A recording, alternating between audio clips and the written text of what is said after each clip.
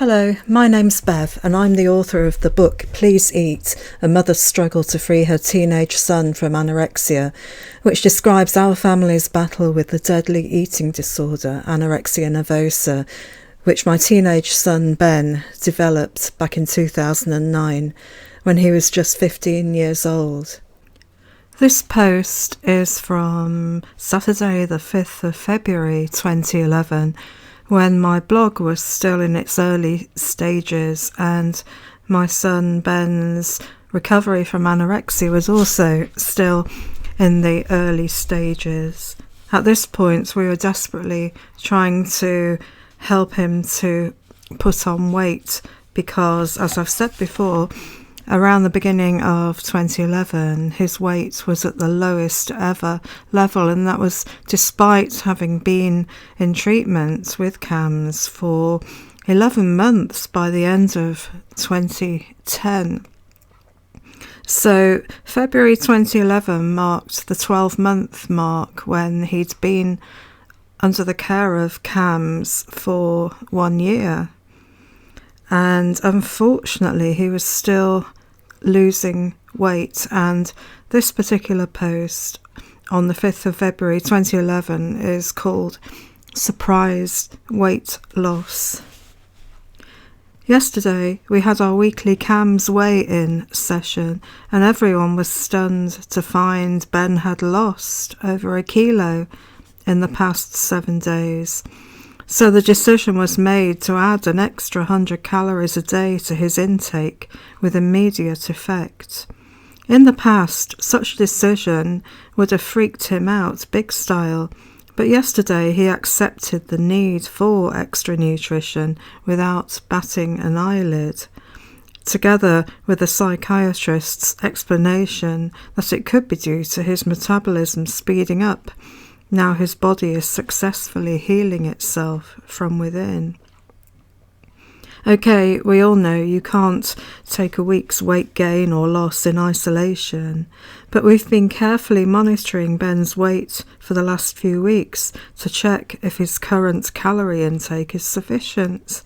This has also enabled Ben to check his exercising against any weight gain or loss. Significantly, last week he reduced his exercising to a minimum while occasionally going over calories some days, so the kilo weight loss was an extra surprise to him. Anorexia is notoriously irrational, insisting that black is white, so in the past, proof like this eating and exercise combo would have gone in one ear and out the other. Maybe he would have readily agreed to increase his calorie intake at the CAMS meeting, but in practice he wouldn't have been able to do it. The anorexia wouldn't have let him.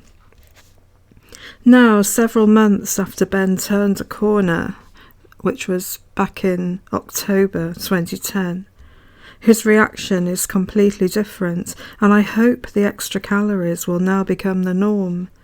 Also, he knows that if he continues to lose weight on this extra intake, he may need to increase his calories still further. A sticking point, though, is when I suggested today that we buy ordinary cheese instead of reduced fat cheese. He recoiled at the idea. It was a step too far. Maybe I'll try again in a month or so. He was also going on about the fat content in something or other, so I simply said, fats are what have helped to heal your brain, so they are here to stay. And he seemed to accept that, or at least he didn't object. And I'll also read the very, very short entry from Sunday the 6th of February, the following day, which is called 100 extra calories a day on the eating plan. This week we are trialling 100 extra additional calories every day to see if Ben will put back the weight he lost last week, and also to gauge the optimum intake he needs for the recommended 0.5 kilo a week weight gain. I believed the previous level was too low and was eventually proved right. So how will he adjust to having to eat more? We shall see, but I'm monitoring his intake discreetly, but diligently.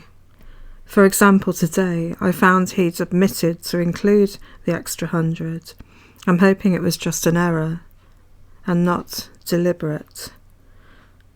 And that was the end of that very short entry. I mean, at this stage, really, my son Ben was treading water, because although he turned a corner attitude-wise back in the October, the anorexia itself was so strong that it just wouldn't let him put on weight, and he was finding it punishingly hard. Whenever he ate extra calories, he felt compelled to do extra exercise to burn it off. So it was a case of eating and purging. I guess in a similar way, someone with bulimia might purge through making themselves vomit or by taking laxatives. It wasn't dissimilar at all. And that's really why he was treading water at this particular period. It was very, very difficult, and it was going to get more difficult over the next few weeks.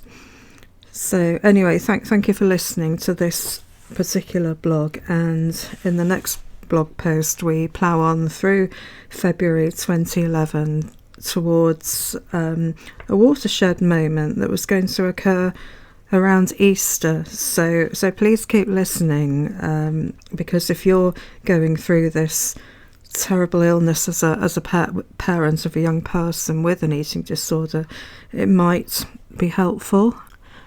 I'd just like to add, on a very, very positive note, that today is Boxing Day 2022, and yesterday was Christmas Day, and I was sitting next to Ben at the family Christmas dinner, and you would not believe the amount of food he ate, and he went back for seconds.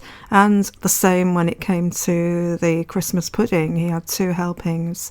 And then when we arrived home later in the day, he also had turkey salad for tea, which he made himself. Really, now he is now 29 years old and well on the way to being a qualified psychologist and working in mental health services himself. And the transformation is just amazing. I sat there next to him on Christmas Day yesterday, and inside I was just feeling so proud of him, how he'd managed to get from there, where he was 11 years ago, to where he is now, and just how amazing that is. It is beyond amazing. So I hope you find this encouraging if you too are going through this illness, or if you are the parent of a young person who is going through this illness. Recovery is possible, and not only that, but recovery can be amazing.